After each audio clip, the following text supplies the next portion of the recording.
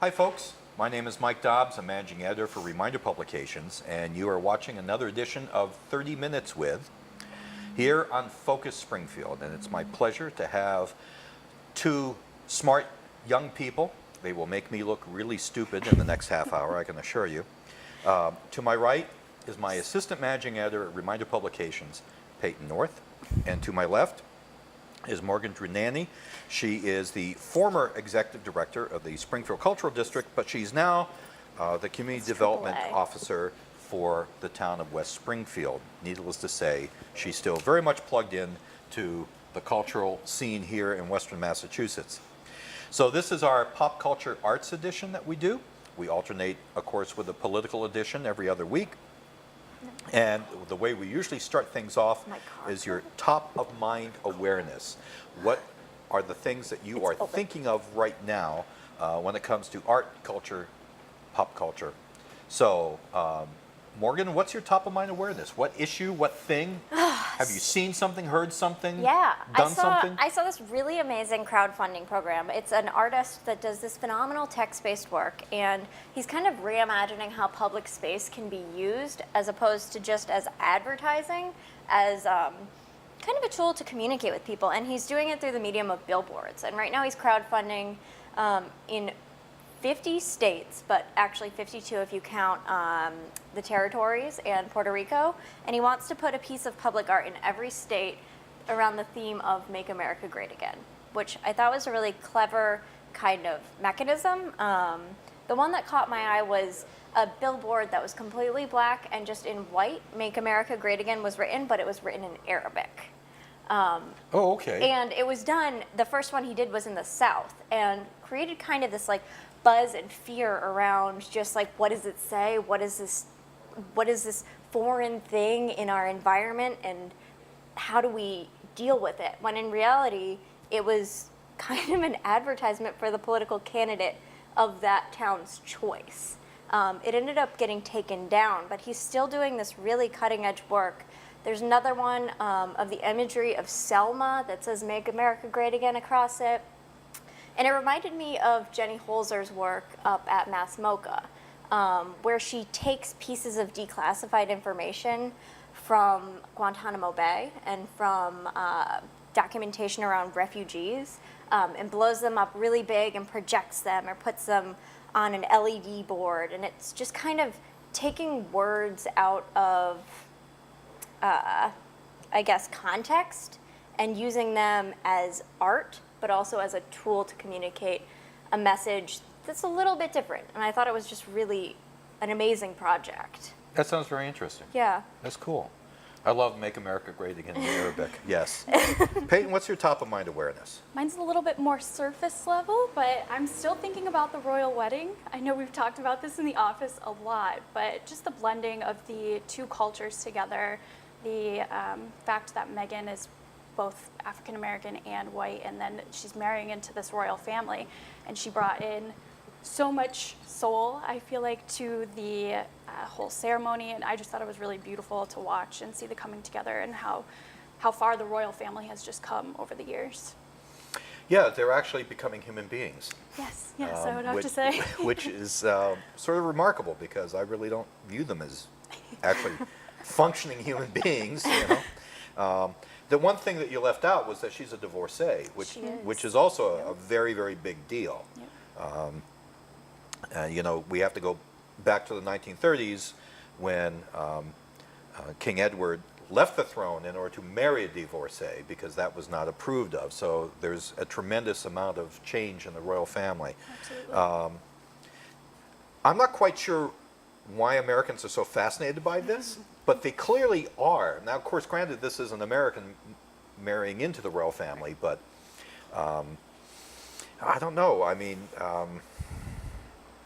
was there this kind of mania when the older brother, who's, see, this is terrible, I can't remember the names, when William got married, do you think it generated as much buzz? I think that William and Kate probably had more buzz than Harry and Meghan, just because Harry's not going to become the king one day. William definitely has the opportunity to do that. So I think there was a bit more of a, there was definitely more buzz as far as William and Kate's wedding went, I think, but there was still a considerable amount of people, at least in my friend group, who sat and watched the entire wedding from start to finish. So You didn't, right? not from start to finish. I didn't want to wake up at 4 a.m. on my I was- day off, but I was at gonna 7 say. I did tune in. Okay. My top of mind awareness is that I finished watching the Netflix reboot of Lost in Space. And I know the two of you probably have no frame of reference for the original Lost in Space. But it was this really campy show in the mid-1960s. And the premise of the show was this family of space explorers had been sabotaged by this guy named Dr. Smith. What he was a doctor of, we have no idea. And instead of going to the colony in Alpha Centauri, they wind up every week going to a new planet. And every week Dr. Smith screws them over somehow. And it was very campy. And if you go online and you see clips, you're going to ask yourself, did people actually watch this? And the way I actually watched it as a kid, in 1965, my dad was stationed on Okinawa, and there was a Japanese television station that was running the show in Japanese, and an English language radio station on the island that ran the English language soundtrack. So we used to turn on the TV and turn on the radio, and they were amazingly were perfectly coordinated. And that's how we watched Lost in Space. And Dr. Smith was this guy played by a character actor named Jonathan Harris. And every week I prayed as a child for Jonathan Harris, Dr. Smith, to die. I wanted him to die so the Robinsons could actually have some peace. And fast forward to Springfield in the 1990s when I had an animation magazine. Jonathan Harris was here in Springfield at a pop culture convention, and I met him and did an interview, and we became friends. And I regret to this day that I never told him of my prayer, because I know he would have appreciated the fact that I prayed for his death. He was a great guy. So I'm watching the new one, and I want to recommend the new one. If you remember the old one, just forget about it. Watch the new one. It is not campy. It is superior science fiction adventure. It's really, really, really well done. And the interesting thing is that in the original, there was an emphasis on the male lead as being the hero, the patriarch of the family. In this one, it's the matriarch. She's played by Molly Parker. She is a doctor of engineering. The character is tremendous. So it's well worth it if you enjoy science fiction adventure. So that's what I've been thinking about. Okay, so Springfield has been in the reality TV world hugely in the last few weeks because we've had a person on American Idol, and we've had a young woman from Longmeadow who has won The Voice. So suddenly there's been a lot of attention to Springfield. Do you watch this? No. No? I watched just enough of it so I can actually ask an intelligent question, because Peyton has interviewed Bryn Cartelli now twice. She just got off the phone with her yesterday. Yep. For pieces that we're renting. And I think it's a fascinating story, because it's like really rolling the dice that you're able to actually, of all the thousands of people that audition for these shows, is the American Idol person from Springfield still in contention? No, she was actually not from Springfield. She was from East Longmeadow. Okay. But I believe she For did. the sakes of this show, we're going to say everyone's from Springfield. They're all from here. Yep, she was from East Longmeadow, and I know that she did get the golden ticket to Hollywood, but I didn't actually get to see a lot of American Idol, so I'm not really sure how that all went over.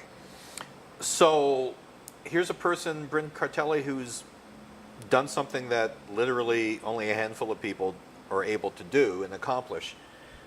What was her reaction to all of this? It seemed as though she was a little bit in shock. Like when I spoke with her, she's so sweet. This is the second time that I spoke with her yesterday. And she definitely did not expect to win. She flat out said to me, I thought it would be anyone else but me. And I asked her why, and she just said, everyone else, she's only 15 years old. She started when she was 14. So she said everyone else has obviously been around a lot longer than she has, and she just expected that since she had the least experience, she would probably be going very quickly. And here she was, she won. So that just goes to show, and the advice she said to give any singer or someone who's trying to become a singer was just try, because that's what she did and she made it. So she was very enthusiastic, but definitely a little bit still getting used to the idea that she won. Now, what did she win? Because she, besides all the attention, I mean, what did she get out of this? I believe, I didn't specifically ask, but I know she did get a record deal, and she is going to be starting to work on her album very soon. She's going to be filming her music video for her song Walk My Way soon.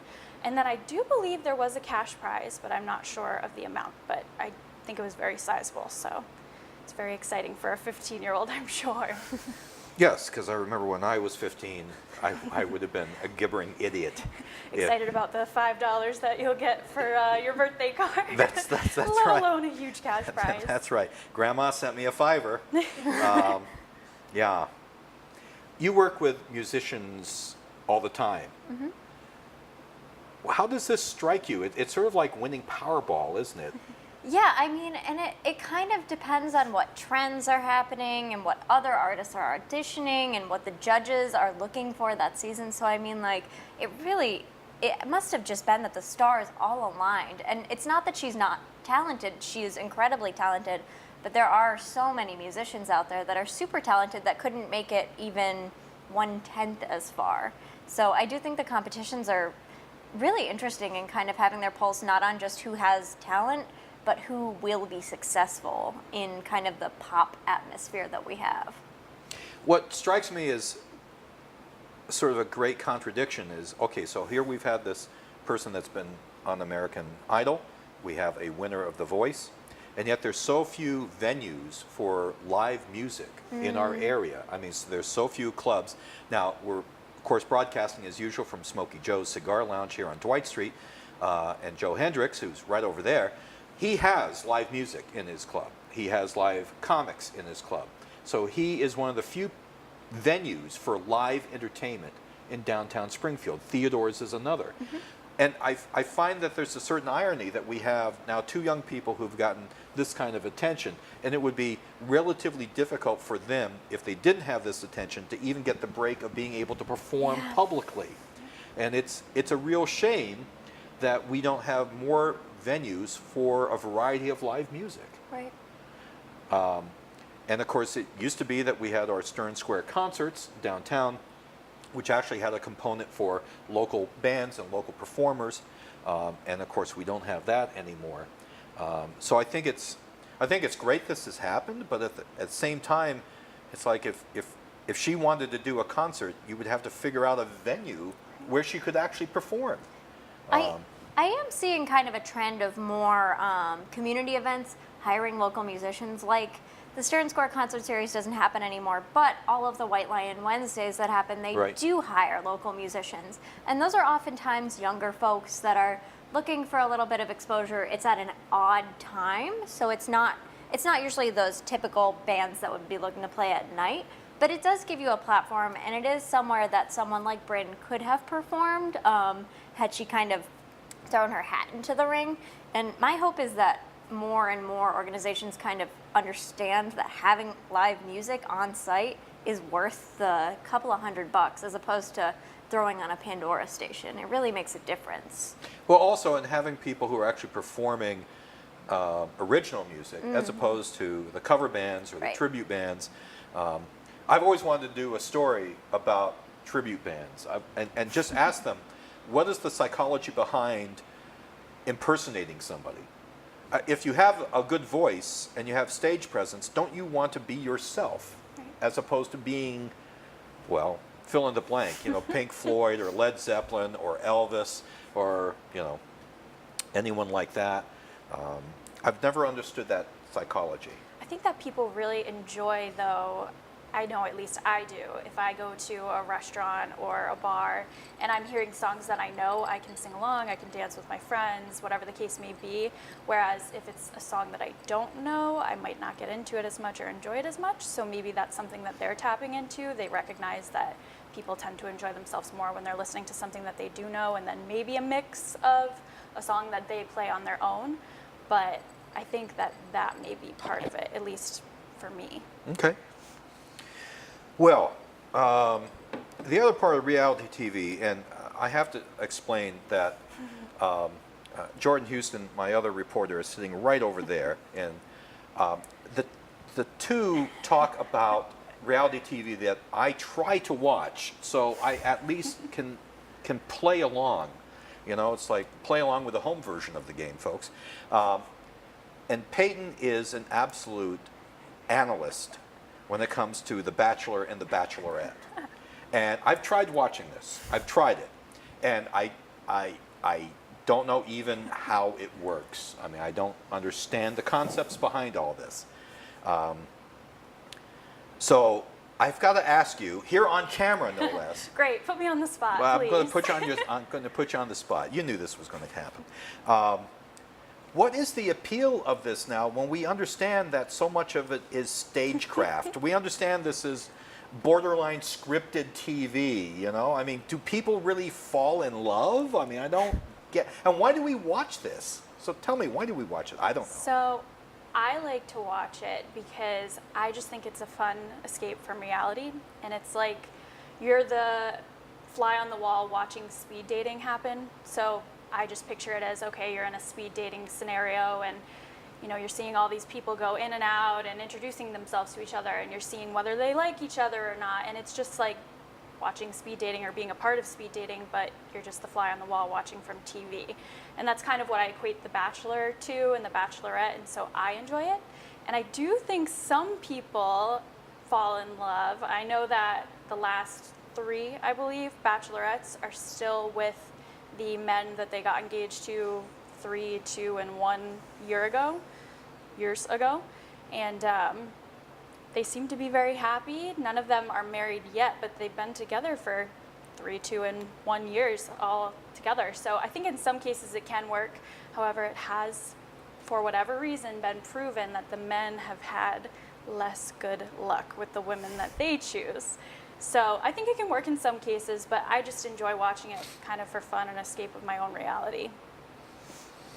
You see, I think a good reality show would be that 3-year relationship point with these people. It's like set the cameras up, and you know, you've got that instance where the guy's sitting around in his underwear, and the woman comes in and says, you know, when you put some pants on, you slob, you know, and you're squeezing the toothpaste tube the wrong way.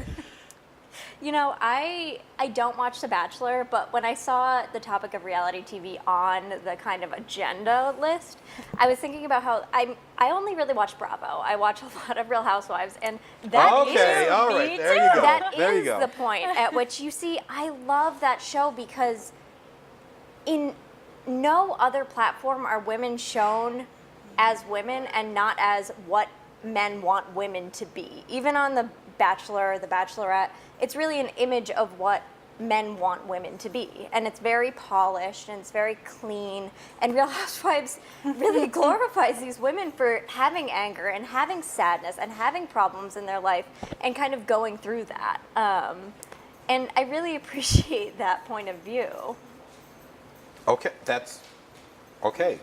I never thought that you would be watching this stuff. Have newfound What's respect that for you. supposed to mean? You know I watch this. Well, you know, the deal is I have watched reality TV, and my wife gets upset at me for watching it because she doesn't really care for it. And she would be less angry if she caught me watching hardcore pornography instead of some fill-in-the-blank bachelor housewife type thing, you know. I've often thought that what we ought to be doing is having a reality show at the Reminder Publications, folks. Just set the cameras could. up and let things roll. We truly could. Yeah, we've got a lot of interesting personalities that fit dramatic archetypes really well. And I'll, for the sake of my job, I'll just stop right there. Well, it's almost a nice day today. And when I have some problems at this time of year, and my biggest problem is I get sort of like summer craze, and I just want to leave the office and road trip it. Both Peyton and Jordan are well aware of my being able to sort of lose myself in thinking about getting out of the office. So, are you a road trip person?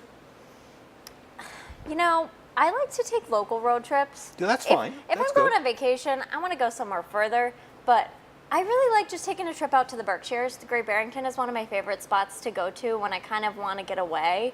You can turn your phone off, you can go hiking. They have Zagat-rated restaurants. They have beautiful artwork. It feels very separate from the rest of Western Mass to me. So, yeah, I like to get out there. So Great Barrington is. Great Barrington's my spot. When I go, I like to. There's this really cute side of the road motel called the Briar Cliff.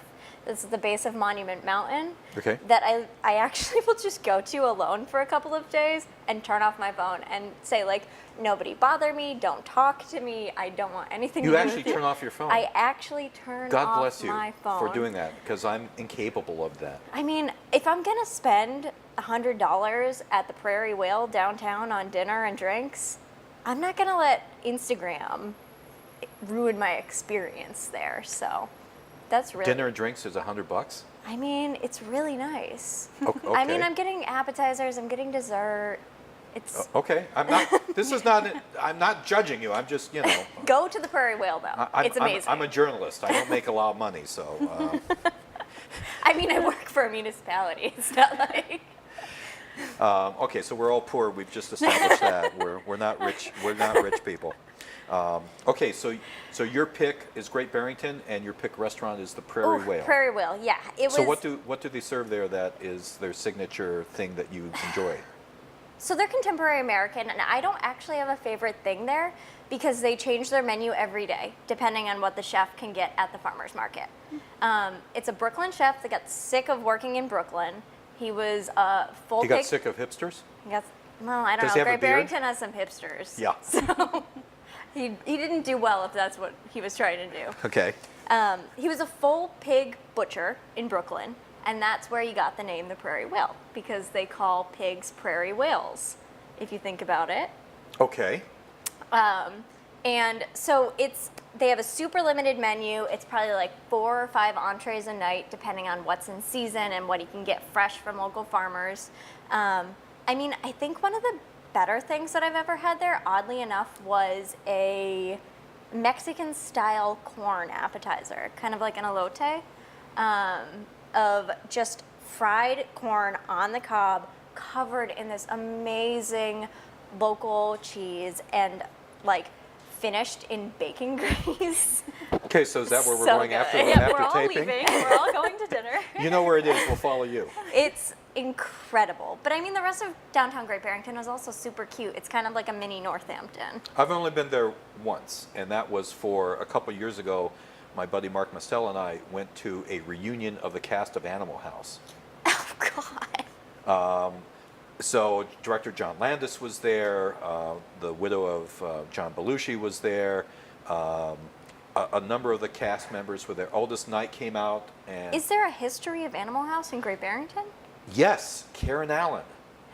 Right. Okay. So she's a She- filmmaker from the Berkshires. Well, she settled in Great Barrington, and she's got a fabric arts place. Yeah. And so she's on the board of the Mojave Theater, and she basically called all these people because she's in Animal House, and they did this reunion. And they showed the movie, and then they had a Q&A, and then they had a performance, and it was great. I'm old. Animal House means something to me, okay?